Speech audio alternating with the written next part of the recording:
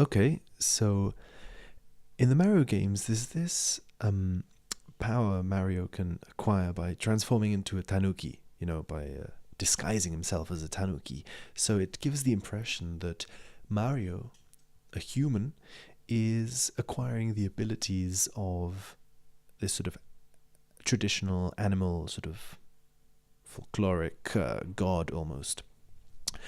But it's interesting because if you look at descriptions of tanuki in Japanese folklore, the way tanuki are described is very similar to the way Mario is described in every single game, not just when he's wearing a tanuki suit, which gives me the impression that you could look at it the other way around and say that what we see as Mario, the human form, is in fact a disguise worn by tanuki.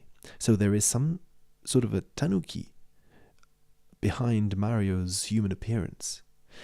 I mean, to start this off, there's simply the notion that tanuki can, in Japanese folklore, they can shapeshift and transform into anything they want in order to fool people, or in order to just get around.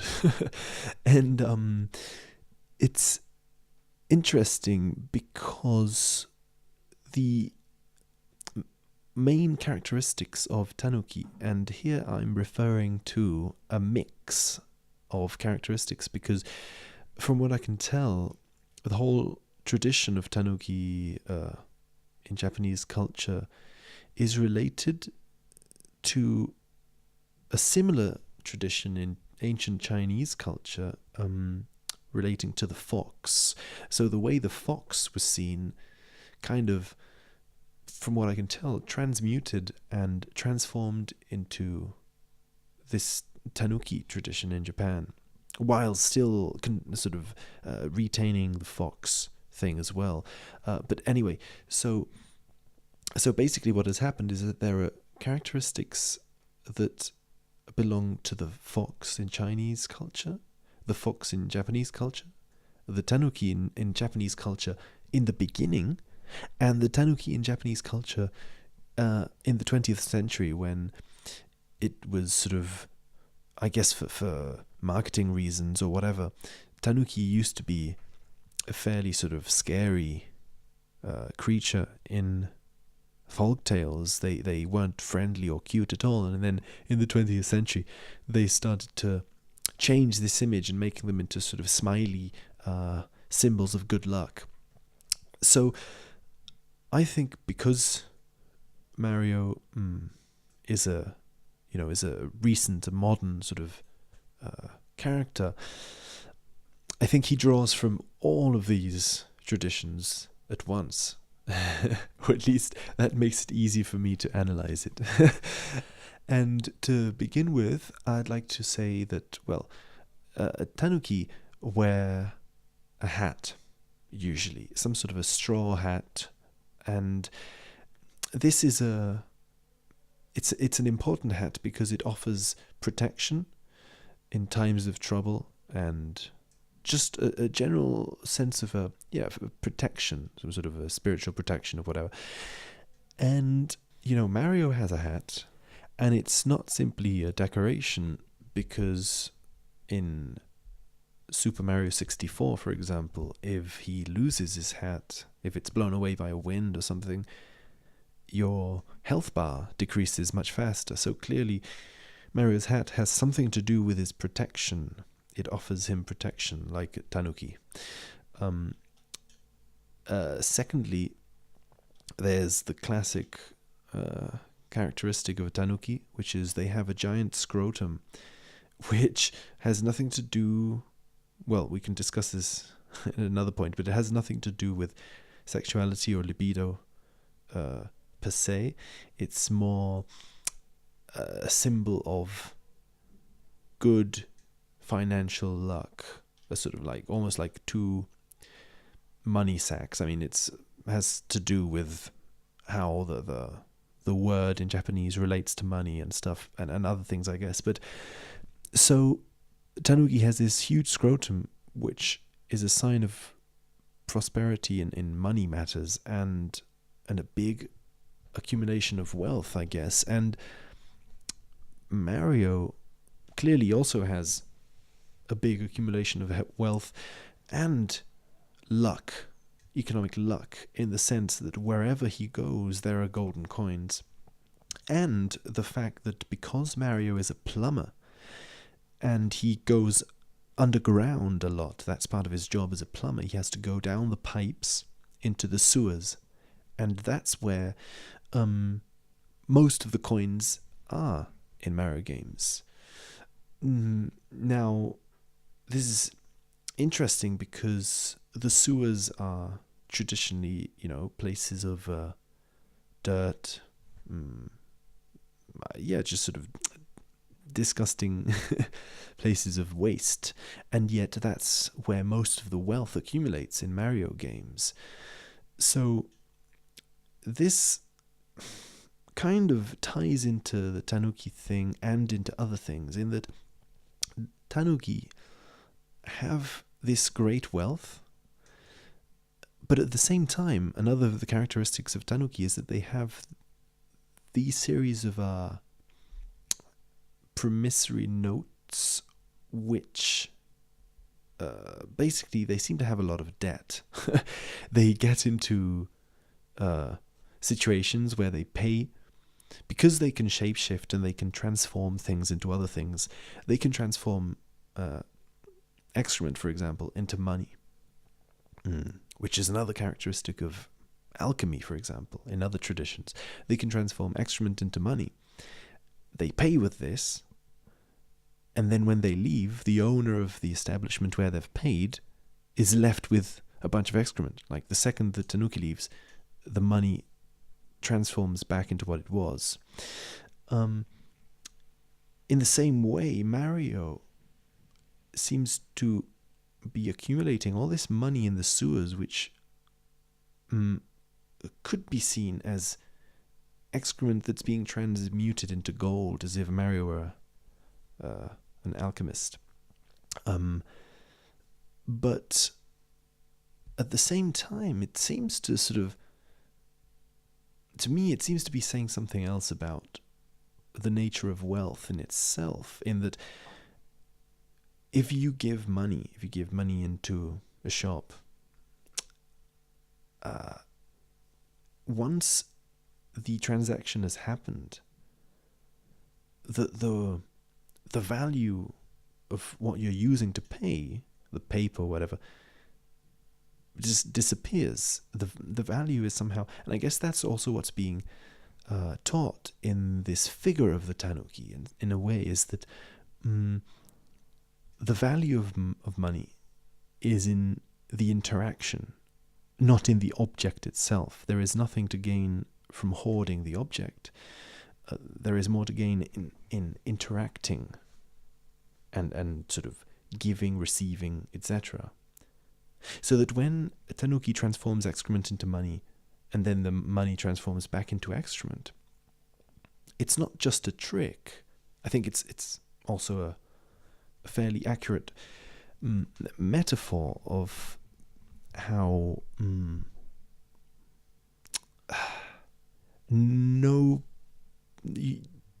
there's no point in attaching oneself to material goods, because they will come and go. They will arrive and they will perish. I mean, this ties in with Buddhism, clearly, and I mean, this whole folklore of the tanuki and the fox have a lot to do with religions in East Asia, and Buddhism as well. So it's interesting how Mario is described as a plumber, and yet, we never see him doing any plumbing, or to put it another way, it doesn't seem to be his main job throughout the game. He's sort of jumping around. But really, you could say that he is a plumber all the time, and that it is his main job, in that in every single Mario game, he is plumbing. He is going down to the tubes and unclogging them from all the money / excrement in the tubes, going back up into the surface. There seems to be Mario seems to be assuming two personalities here, I think, which criticize each other. Which is, on the one hand, there's this sort of hoarding, money hoarding side of Mario that grabs all the money. But on the other hand, it never seems to be spent in a physical way. It seems to be more, money in the Mario game seems to be more of an emotional thing, which ties back to the tanuki's big scrotum, in the sense that it does seem to have to do something with libido, and maybe not necessarily libido in a sexual sense, but just psychological energy that Mario is accumulating. Or, to put it another way, because he's a plumber, he goes down into the depths, that's to say, the unconscious, unclogs the repressed libido that's in the unconscious as a plumber, and goes back up into the surface, so that the cycle of emotional energy can flow freely once again. To jump around once more, this sounds a lot like the job of a shaman in a lot of, for example, traditional cultures in the Amazon or Siberia.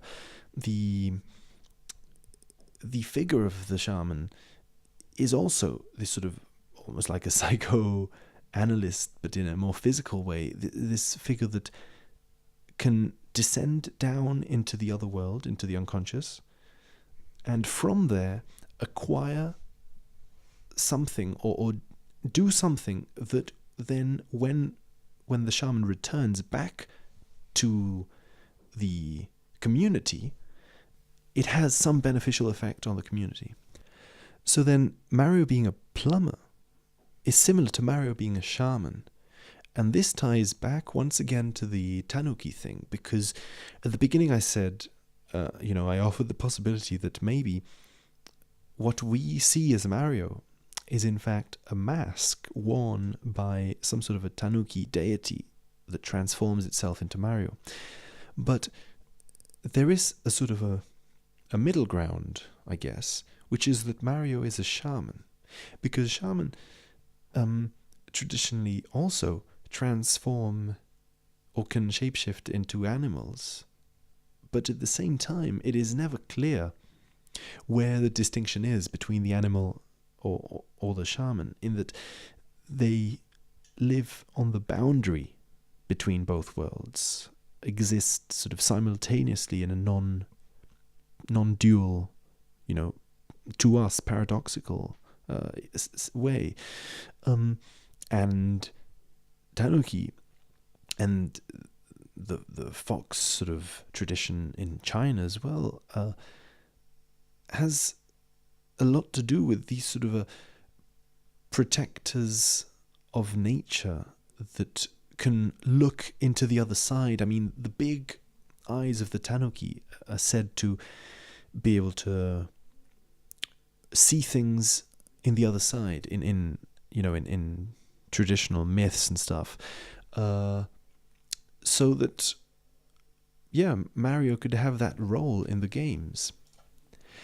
And other qualities of tanuki that Mario has, these are more sort of silly, but there's tanuki traditionally have a big belly, a friendly smile, and big round eyes, like I said, and these are all traits Mario has, of course. Then there's another sort of stranger thing which I'm going to connect here, and it's that tanuki have a tail. And this, I think, has a connection more to the fox lore of ancient China, in that in those traditions, foxes can strike fire out of their tails. Again, this could be read, let's say, in a libido sense, or like in a sexual sense, or in a more psychological energy kind of way, more general. And this striking fire out of their tail reminds me of what I'm going to connect it with, which is that tanuki, also one of their important things is that they have a sake flask, sort of, alcoholic drink with them. But it's not a normal alcoholic drink. It seems to have a lot to do with good luck and virtue in some sense. So now this is interesting. Maybe I'm going off into another topic here, but I seem to remember seeing somewhere that Chinese poets in ancient China used alcohol in a very different way than we would now. They used it more as an inspiration for poetry and for art in general, so that they would drink alcohol and that would give them inspiration. They would achieve what we would usually call more of a psychedelic state through alcohol. And now this to me ties back into the fox shooting fire out of its tail in a simple way, simply because alcohol is commonly associated to this sort of the fire of passion woken up by alcohol.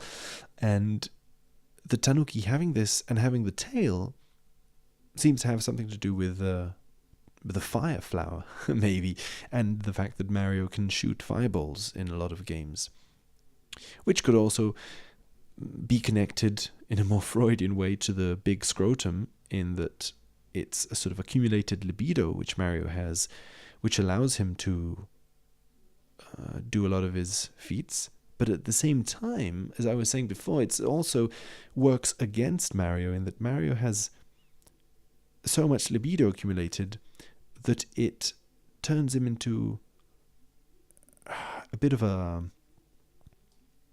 tyrant in his own universe. He's the hero in every single game, even though that's always shown to us with a friendly smile. It clearly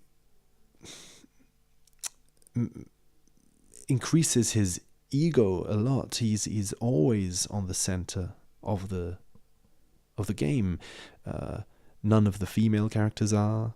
Luigi never is. It's always Mario. So he has this sort of this dictator side to him, where he's controlling the number one position of power in the Nintendo universe, and at the same time, that very same libido is what could allow him to dissolve his own ego. And I think that's this sort of strange shamanic task that is going on in the Mario universe, which is going on through not only Mario, but through a lot of the other games and a lot of the other characters. I mean, as an example of that, if we're going to say that Mario is one of the disguises of Tanuki, you could say that a lot of the other characters are also disguises of this same Tanuki.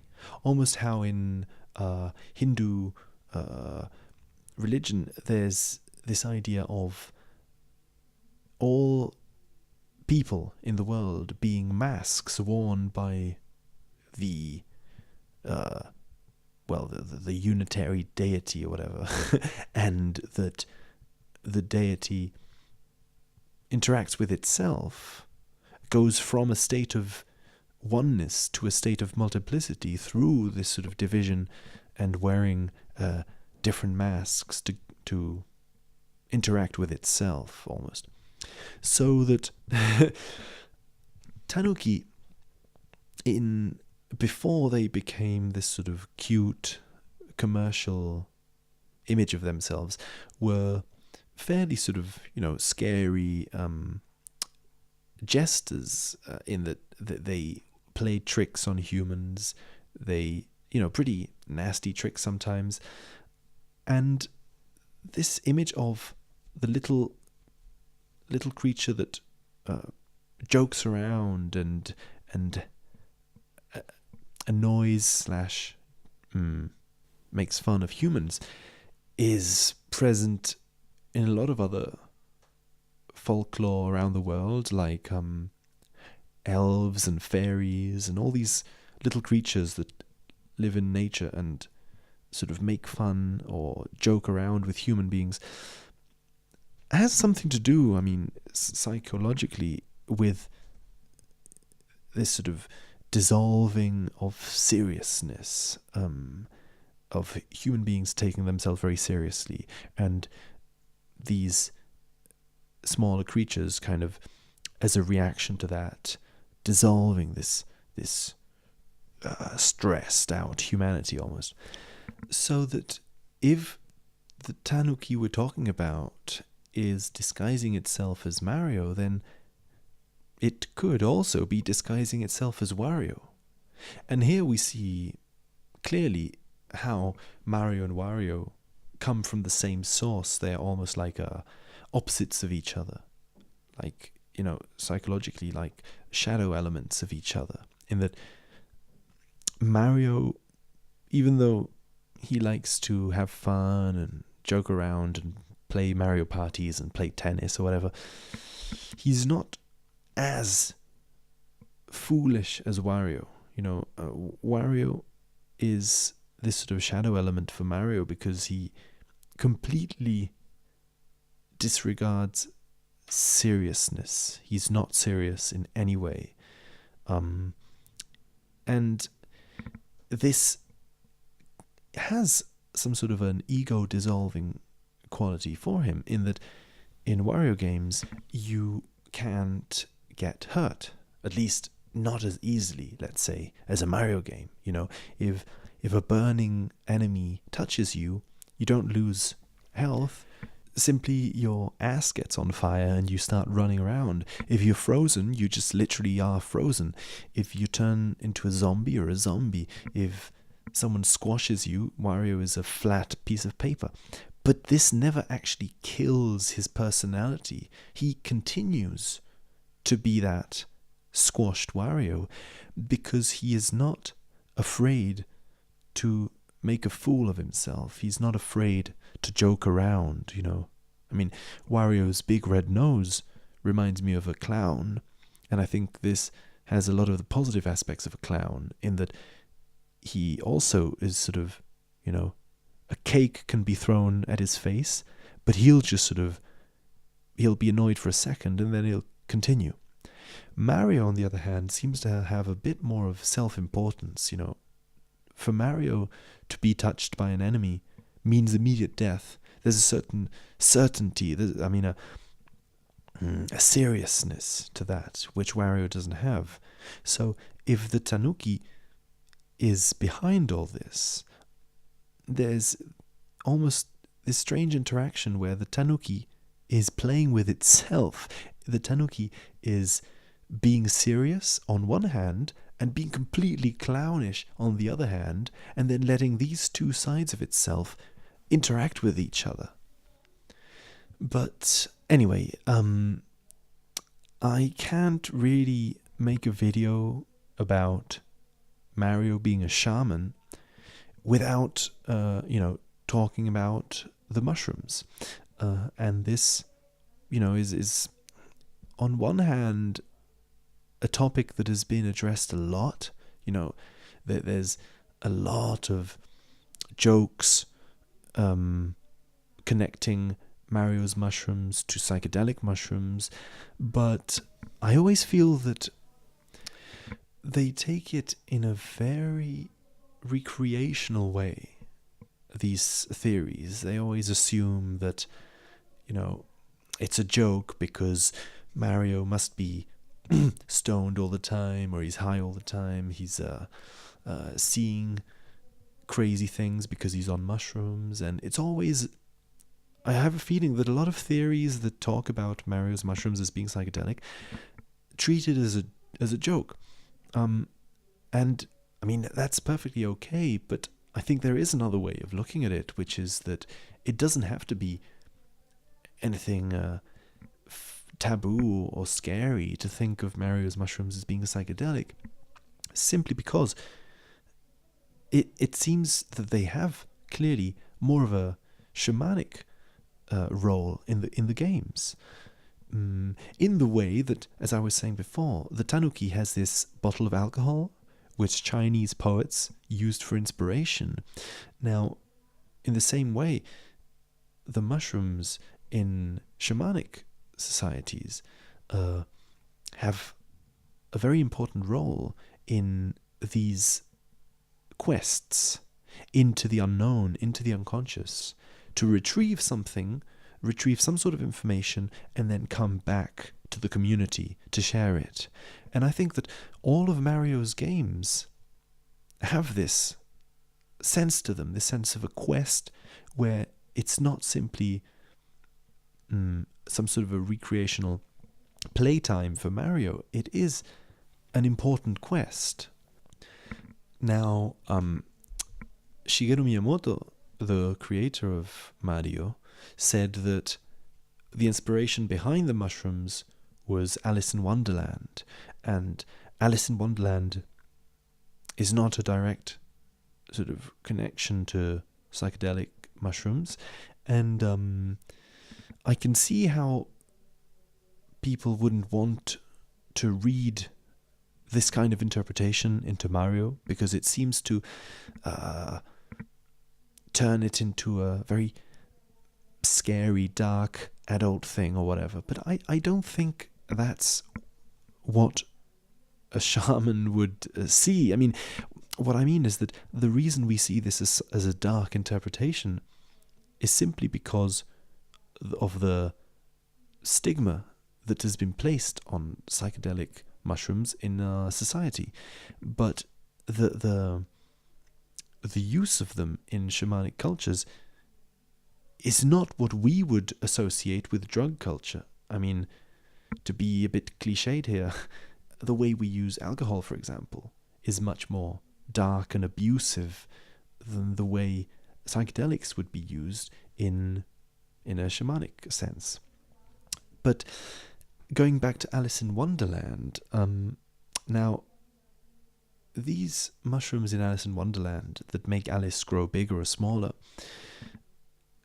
even if they weren't a reference to psychedelic mushrooms, I think that there is a way that we've associated, all around the world, we've associated mushrooms with elves and fairies. You know, elves and fairies live near mushrooms, or they live inside a little house inside a mushroom, so that there is no sort of drug connotation in that. But at the same time, I think that that very association comes from shamanic cultures, and from the fact that through the use of psychedelics, these shamans in a lot of cultures would communicate with little people. You know, that's the typical explanation given in Irish culture, for example. It's this sort of fairyland. In other cultures, they're given different names, so that the way we use this image of the elf, of the little jovial person that jokes around and plays around next to a mushroom, has some sort of connection to ancient use of psychedelics.